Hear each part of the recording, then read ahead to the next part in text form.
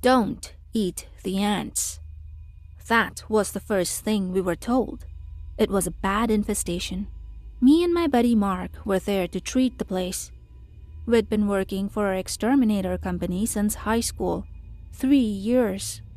Looking back, it should have been obvious not to eat the ants, but not to Mark. Mark was the kind of guy that would drink a rotten carton of milk for $5. And if no one ant it up, he wouldn't be too mad. He liked the attention. Standing in the doorway, the guy who owned the place stared us both down. He repeated his instruction, "Don't eat the ants." He was a pale kid, kind of sweaty, thick glasses, a little bit of a nerd. He said it in a real serious way too, like he was a doctor on one of those cheesy hospital shows where everyone's banging each other. He stared at us again, long and hard. Then he left us to do our thing. It was a mess inside. Ants literally everywhere. On the walls, on the floor, everything was carpeted in ants.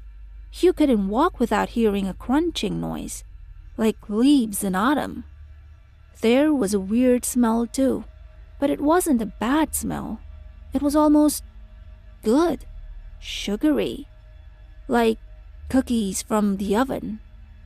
I was dusting chemical around the edges of the room when I heard Mark call me from the bedroom. "Yo, you gotta see this." I took my time. Mark had once been impressed by a bowl of Kraft mac and cheese that I had added bacon bits to. He called it fine dining. Whatever he was looking at, it could wait till I was finished. "Dude, seriously, come on. It's not like last time." I sighed and finished up my wall. I went to see what the hell he wanted to show me. He was right. It was gross. Eggs. And eggs stacked about a foot high off the ground in the corner of the bedroom. It looked like a pile of quinoa. Worker ants were growing the stash, adding one egg at a time around the edges. On top of it all was the biggest, fattest queen ant I had ever seen in my life. Must have been the size of my thumb. I could hear it clicking its pincers. The cookie smell was extra strong there. I shuddered. Let's bug bomb it. Later, dare me to eat an egg? I looked at Mark. He shrugged. "Eggs ain't ants." "You dumbass. $12. "This is stupid." $10. "5." Mark grinned and took a humongous egg from the stack. He sniffed it and grinned. "Kinda smells good." Suddenly, he yelled and waved his hand around. The queen ant had somehow latched itself onto his finger. He shook it off and shoved his hurt thumb into his mouth, sucking off the blood. He stamped the queen ant into a stain on the ground. He probably would have spit on it too if his thumb wasn't in the way. "You can still back out." I folded my arms. "Fricking shut up!" Mark composed himself and made a big show of holding the egg over his gaping jaw. I swear, I saw the little white bean pulse and wriggle around like something was moving inside it. I almost told Mark to stop, but he needed to learn that his actions had consequences. So I kept quiet. Mark held the egg above him for a solid 5 seconds, then let it drop into his gullet. He grimaced, swallowed it whole, and stuck out his tongue. All done. "You're disgusting." Mark laughed. "Where's my $5? "You spent it last week when I covered your Wendy's. You still owe me $3. Mark got mad and tried to wrestle me to the ground. I got him into a headlock and he stopped struggling.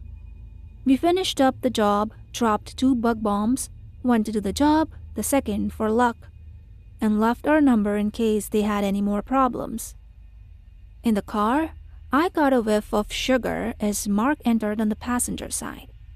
The next time I saw Mark was on Monday. I hadn't heard from him in 3 days, but that was just Mark. He liked to get shit-faced on the weekends and go to Dave & Buster's. He called it his me time. I was knocking on his door at 7 a.m. to pick him up for work. He was late, which was normal for Mark. It took him almost 15 minutes to answer the door. When he opened it, I did a double take. He did not look good. Mark usually had a hangover Monday morning, but this was especially bad. He was pale like a ghost, sweating all over, and had dark circles under his eyes so thick they looked drawn on with marker. He held his stomach like it was causing him pain. It was kind of bulging out like a pregnant lady just starting to show. And the smell. BO and beer mostly, but there was something else too. Sugar. Not sure I can work today. Mark leaned against the door frame. I told him not to worry about it. Mark had tried to cut work before, but those performances were paltry compared to this. I told him to get some rest and to text me when he felt better. At the time, I had completely forgotten about the egg. I thought this was just Mark being Mark. I feel bad about it now. At the end of the week, I got another call from Mark. He needed some help with a bug issue at his place, since he was too sick to take care of it himself. I was starting to worry about the guy. On the way over, I bought chicken soup and Pepto-Bismol from Walmart. Mark loved their chicken soup. He said it reminded him of his mom's. Mark couldn't even answer the door when I arrived. I had to let myself in with a doormat key. The sweet smell was stronger than last time, like breathing in pure sugar water. I had to put my shirt over my nose to get used to it. I went into the bedroom. Mark was laying down on his bed, holding his stomach and groaning. It definitely had bulged out another inch. His entire body was covered in a layer of clear, syrupy liquid that was getting into his clothes and sheets. He had some sores on his neck and arms that looked like burst pimples. They looked red and infected. The sweet smell was so strong next to him, I had to breathe through my mouth. I tried to give him the chicken soup and Bismol, but he just made a face. Not hungry. You sure you don't want a doctor? Just shut up and take care of the ants. Mark pointed at the wall. Leading up to his window, there was a double line of ants that wound down to the floor and disappeared into a crack in the baseboard. There was another line leading from the door to his room to underneath his desk, and a third line emanating from a hole in the ceiling that led down to the window again. Mark didn't live in the nicest part of town, but this was weird. He had never had ants before. I set up some traps, sprayed some chemical, and told Mark I'd be back to check on him. That night, Mark called me twice, once at 1 a.m. and again at 2 a.m. I slept through both calls. When I got up later, I saw the notifications. Still groggy, I put the phone up to my ear and listened. The first call was Mark groaning that he wanted to go to the 24-hour clinic, but he needed me to drive him because he didn't want to pay for an Uber. Good old Mark. I started to fall asleep again as I pressed play on the second voicemail. A few seconds in, and I was wide awake. Mark was screaming. It was a horrible sound, all garbled like he was underwater. He was yelling that his skin was crawling, like everything burned. He kept saying, hands. I heard something that sounded like 1,000 sheets of paper crinkling, and the message cut off. I ran to my car and sped over to his apartment. It was quiet when I got there. I didn't hear screaming from behind the door, just a strange rustling, like sand pouring.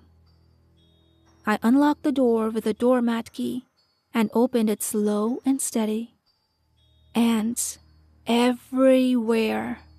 It was worse than the place we had treated. There wasn't a single surface that wasn't covered in a tidal wave of ants. The walls, the counters, They even ran across the ceiling, falling down like crusty raindrops. And the smell, so sweet, like melted powdered sugar mixed with boiling maple syrup. I stepped inside cautiously, feeling the crunch of ant bodies beneath my feet. Where had they all come from? Mark? I made my way to the bedroom, brushing fallen ants from my shoulders and trying to keep them from crawling up my shoe and into my pants. I got to the doorway and looked inside. I almost threw up. Mark was laying twisted on his bed. His arms and legs were arranged in odd angles, like he had been writhing around and suddenly frozen. His jaw was slack, and he was staring up at the ceiling with blank eyes. His skin was covered in a honey-like substance, thick and dripping. His body was torn in places with long, ragged gashes, blood soaking into the mattress. His ribs and organs were exposed, cold, purple, and twitching. But that wasn't the worst part. I knew where the ants came from now. I watched ants burst out of his skin, tearing through the layers of his body to get to the surface. They emerged from his insides in organized double lines. They were all over him, working, cutting out tunnels and carrying bits of his intestines in their jaws. They crawled through gaps in his eyes, his nose, his ears, anywhere there was a hole. It was like looking at an ant farm, except instead of dirt, it was flesh. Everywhere on him was filled with furrows and bunched up areas filled to the brim with ants. I moved my eyes to his stomach. It was ripped open like a plastic shopping bag. What was in the center made my heart stop. Eggs, piled a foot high. At its top was another humongous queen ant. I stared at Mark's body for a long time. It took a while for me to believe it was real. But just as I was coming to terms with it, I had a weird thought. The sweet smell wasn't as strong anymore. Now it was almost delicious. I breathed in deep. It made my stomach gurgle. I hadn't eaten breakfast. I was hungry. Those eggs, they glistened with Mark's juices and my mouth started watering. I wondered what they tasted like. I stepped forward into the room and slowly reached for the pile. Something on the wall shifted and got my attention. A chaotic pile of ants slowly organized itself. It slowly formed shapes, then letters, then words. Those words spelled out a single message. Don't eat the ants. Love, Mark. I woke up from whatever the smell was doing to me. I plugged my nose and ran out.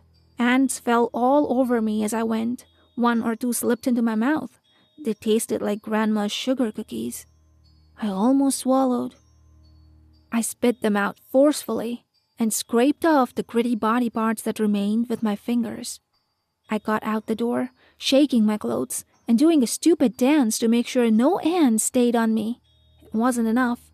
I stripped down to my underwear and burned my clothes in a nearby trash can. Naked and hiding in my car, I called the police. I never stopped plugging my nose.